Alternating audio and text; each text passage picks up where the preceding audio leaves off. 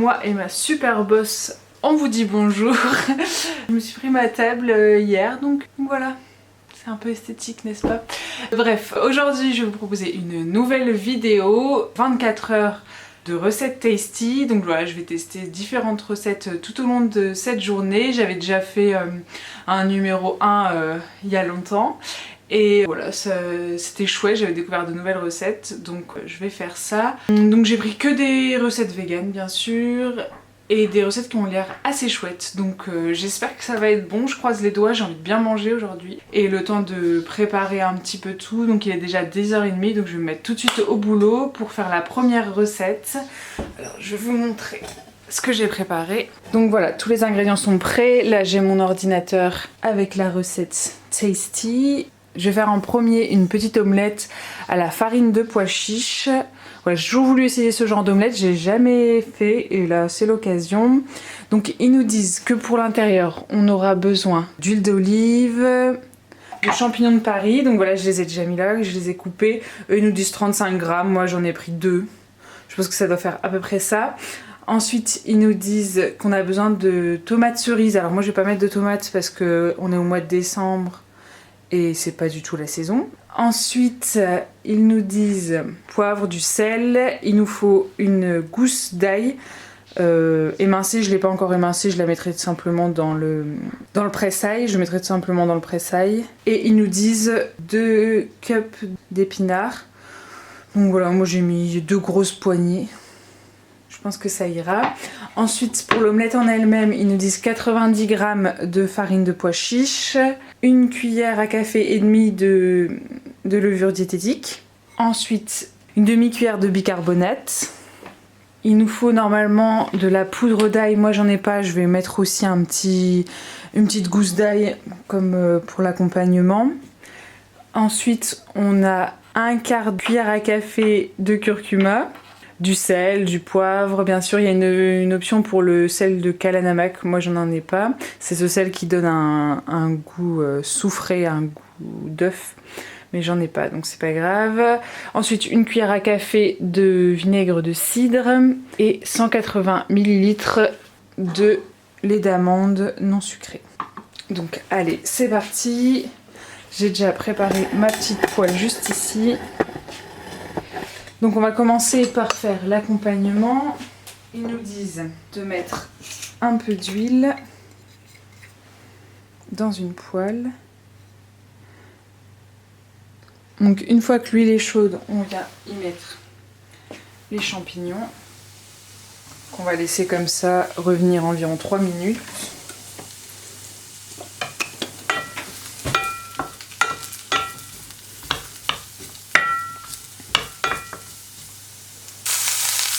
Donc une fois que les champignons sont venus 3-4 minutes, ils nous disent d'ajouter un tout petit peu d'huile d'olive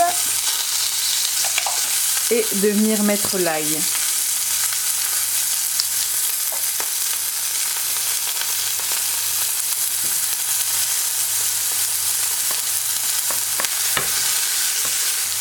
Et on laisse revenir 2 petites minutes. Donc là moi je trouve que c'est bon, je vais pouvoir y ajouter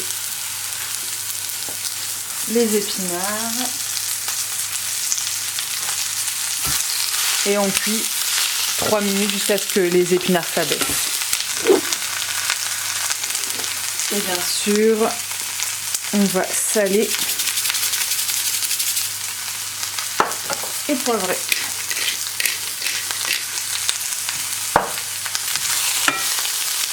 Donc voilà, l'accompagnement est prêt, je vais le mettre de côté et on va passer à l'omelette. Donc pour l'omelette, il nous dit de prendre un contenant, d'y ajouter donc la farine de pois chiche, la levure diététique, le bicarbonate, l'ail,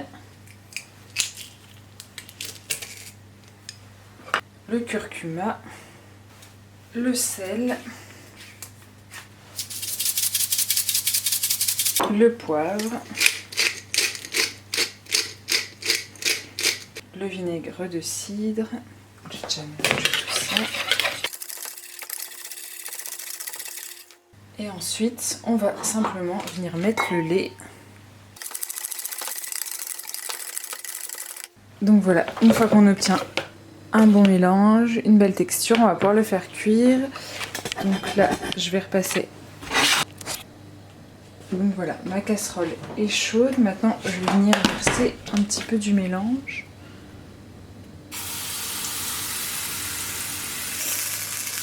Bon, la première est une échec. Nous allons recommencer.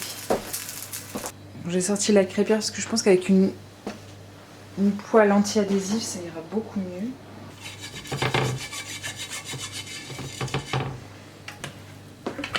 Allez, on y va.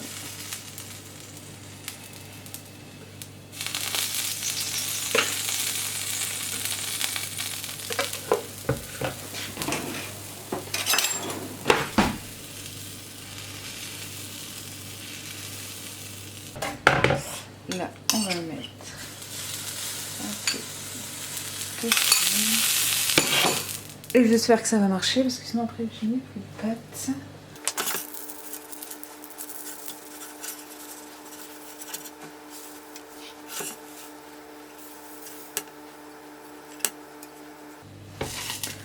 Voilà, on n'est pas exactement comme dans leur vidéo, mais bon.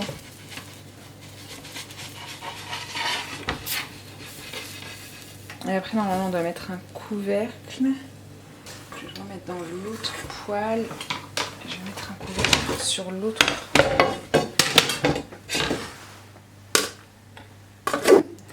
Alors, voilà le résultat final.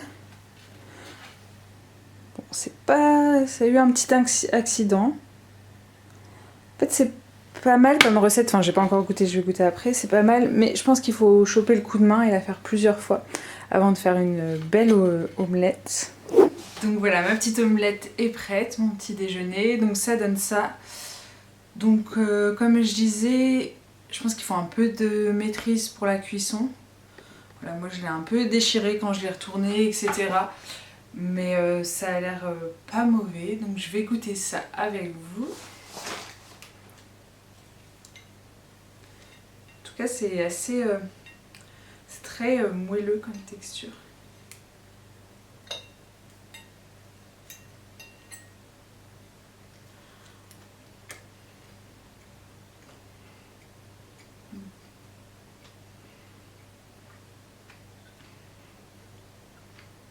C'est super bon. Surtout avec le petit feeling à l'intérieur bien aillé. C'est très très agréable. Après je ferai pas ça tous les matins parce que ça prend quand même beaucoup de temps je trouve. Mais c'est très bon. Moi je vais aller manger ça devant mon ordi en montant la première partie de ce que vous venez de voir. Et voilà, on se retrouve pour ce midi. Donc ça sera dans pas très longtemps parce que le temps que je fasse tout ça, il est déjà 11 h. Mais voilà, on se retrouve dans une milliseconde pour vous. Hey, alors on se retrouve, il est 13h15, je vais faire le repas du midi. Donc ça va être une petite soupe curry avec des petites nouilles de riz. Donc voilà, je vais vous montrer, je vais tester ça maintenant. J'ai la recette juste ici. Même si ce matin c'était très bon et que c'était assez copieux, je dois avouer que j'ai quand même faim parce que ce type de cuisine, c'est vraiment le type de cuisine que j'aime beaucoup. Voilà, donc on y va, c'est parti. Donc pour les ingrédients, moi je divise tous les ingrédients de la recette par 2 parce qu'ils disent que c'est pour 6. On va voir, moi je divise tout par 2. On aura besoin d'une cuillère à café d'huile de coco, 2 gousses d'ail, une cuillère à café de gingembre frais émincé, une cuillère à café, un peu plus d'une cuillère à café de pâte de curry rouge, 200 ml de crème de coco, 360 ml de bouillon de légumes qui est juste ici que j'ai fait chauffer juste avant, j'ai utilisé bouillon cube.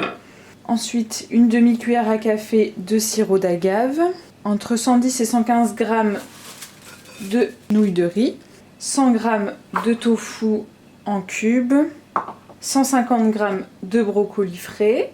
Ensuite il disait de mettre un poivron, mais bon, comme j'ai dit tout à l'heure, c'est l'hiver, c'est pas du tout la saison des poivrons.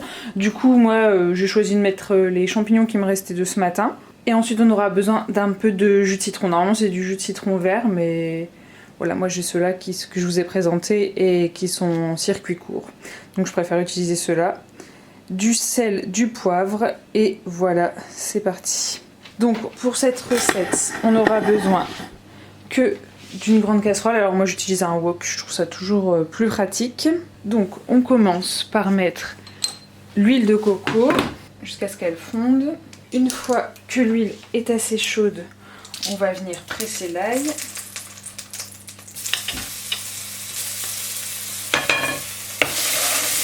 Y mettre également le gingembre. Et on va laisser revenir 3 minutes jusqu'à ce que ça ait une bonne odeur. Ensuite, on y met la pâte de curry. Et pareil, on laisse revenir un petit peu. Ensuite, on vient y mettre le lait de coco.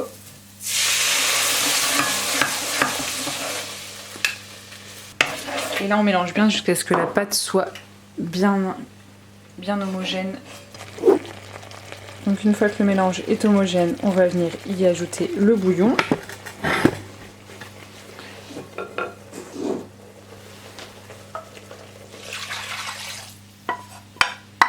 Et on va porter à ébullition. Une fois que c'est à ébullition, on y ajoute les nouilles de riz. Qu'on va laisser cuire dans notre mélange pendant 2 minutes. Ils nous disent de mélanger très régulièrement pour éviter que les nouilles de riz collent entre elles. Donc ensuite, une fois que ça fait 2 minutes que les pâtes cuisent, on va venir y ajouter le tofu, les brocolis et enfin normalement les poivrons, mais pour moi les champignons. Je vais vous montrer ce que ça donne. Donc voilà, et ça on va le laisser cuire pendant 5 minutes. J'avais oublié la gave à l'étape précédente, du coup je vais rajouter maintenant. Donc voilà, c'est prêt. Alors j'ai plutôt fait cuire 6-7 minutes. Je trouvais que les pâtes étaient encore trop dures. Et là je vais ajouter juste un trait de citron. Et je vais servir. Alors me voilà avec mes petites nouilles. Regardez-moi ça. Donc ça n'a pas pris trop de temps à faire, ça c'est cool, et en plus ça prend qu'une casserole pour tout, du coup il n'y a pas trop de vaisselle derrière. Ça m'a l'air super appétissant, donc je vais goûter ça avec vous.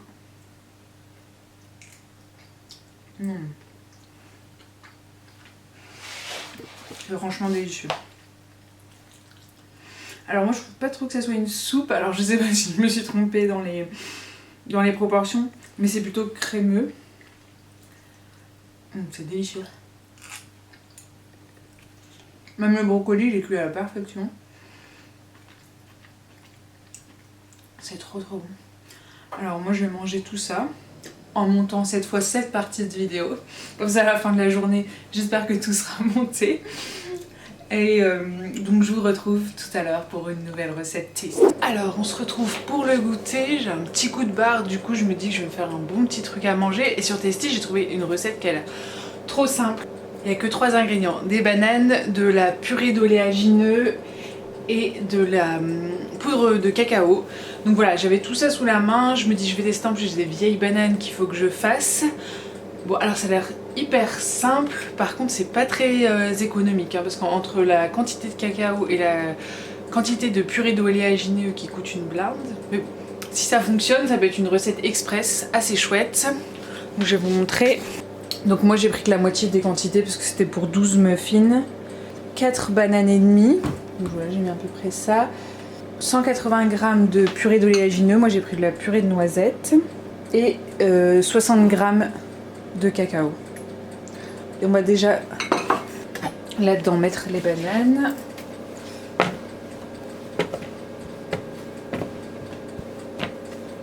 Donc on va déjà écraser les bananes à la fourchette.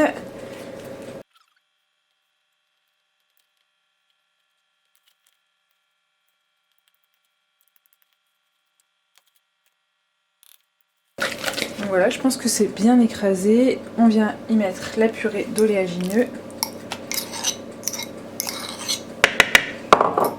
Je vais mélanger comme à la spatule.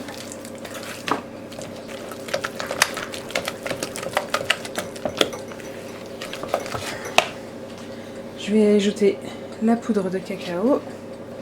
Bon, alors moi ça m'a l'air beaucoup plus compact que ce que eux proposent. On va transférer dans mon moule.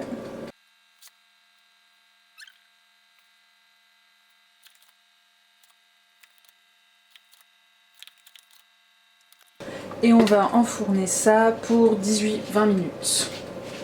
Alors, les petits muffins ont un peu refroidi. Il fait totalement nuit, du coup j'ai mis mon petit éclairage.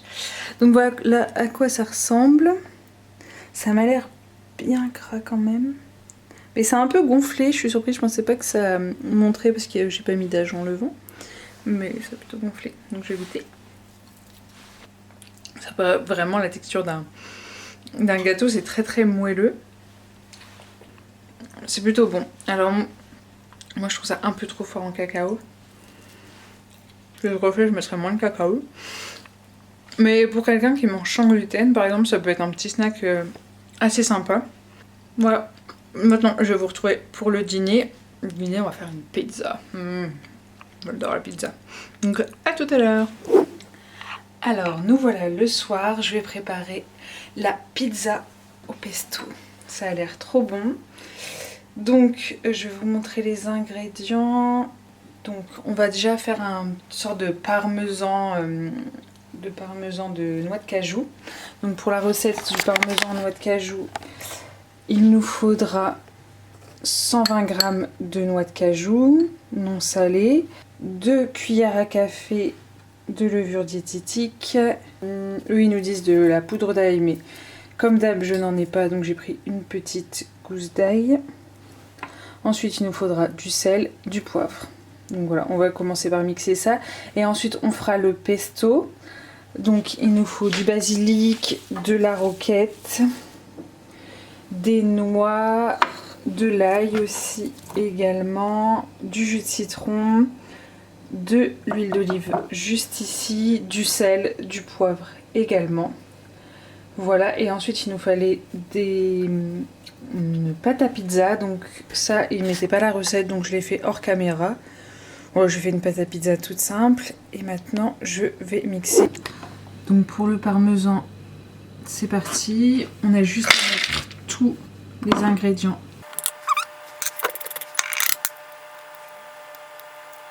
Hop, et on mixe. Donc on va passer au pesto. Il nous suffit pareil de mettre tout dans le mixeur. Et on va mixer jusqu'à ce que ce soit bien en pesto.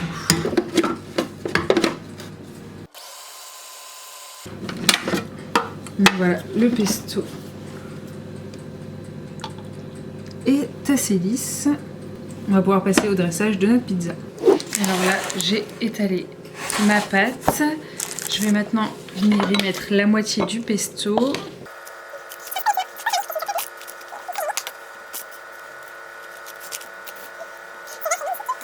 Et donc comme tout à l'heure, je ne mets pas de tomates puisque ce n'est pas la saison des tomates. Mais par contre, j'ai un petit bocal ici de tomates séchées. Et je pense que ça va être même encore meilleur. Donc je vais mettre ça sur la pizza à la place des tomates fraîches. Non mais franchement, ça va être incroyable. Ça a l'air délicieux. Donc ils nous disent d'enfourner ça à 220 degrés pendant 14 à 16 minutes. Donc il faut juste comme une pizza classique. Quand les bords sont un peu cuits. Allez, j'enfourne. Alors voilà, la pizza est prête. Elle est juste là. Donc j'ai rajouté un petit peu de pesto cru et un petit peu du parmesan qu'on avait fait au début comme ils l'ont dit. Ça a l'air délicieux. Maintenant je vais venir goûter ça.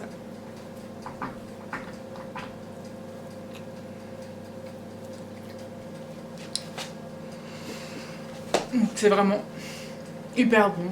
En même temps, il n'y avait pas de raison que ce soit pas bon, mais c'est hyper bon. J'avais jamais fait de pizza juste avec du pesto. Franchement, c'est super. Avec les tomates séchées, en plus, c'est bon. Et espèce de petit parmesan. Bon, ça n'a pas le goût de parmesan, mais ça a un petit goût salé très, très sympa. Donc voilà, c'était la dernière recette pour aujourd'hui. J'espère que ça vous a plu. Moi, ça m'a énormément plu. Encore une fois, je suis super étonnée par la qualité des recettes qui sont proposées sur Tasty. Moi, je pensais vraiment au début que c'était un site qui mettait des recettes, voilà, un peu pour faire le buzz. J'ai été moins convaincue par les petits gâteaux au chocolat. Bon, ça peut dépanner si on n'a plus de farine ou si on veut faire un dessert sans gluten assez rapide. Mais voilà, j'étais pas hyper convaincue. Par contre, la petite omelette de ce matin, c'était sympa. La soupe de ce midi au curry, c'était vraiment délicieux. Et la pizza, c'est vraiment top aussi. Donc voilà, j'espère que cette vidéo vous aura plu. Moi, ça me plaît toujours, ça me permet d'ouvrir un peu mon horizon. C'est assez chouette de réaliser des recettes dont on n'a pas l'habitude parce qu'on a vite fait de s'enfermer dans nos habitudes, dans les recettes qu'on connaît. Là, au moins, j'ai expérimenté de nouvelles choses et ça me plaît, ça m'inspire. Donc voilà, j'espère que vous aussi ça vous inspirera. Si ça vous a plu, n'hésitez pas à vous abonner. Mettez-moi en commentaire quelle recette vous avez préférée. Et n'hésitez pas à aller voir également mon Instagram et à partager tout ça. Moi, ça me fait plaisir. Plus on est de monde, plus c'est chouette, plus ça me donne envie de continuer à faire ces vidéos qui me plaisent vraiment de faire. Et voilà. Donc je vous fais des gros bisous et je vous dis à très bientôt.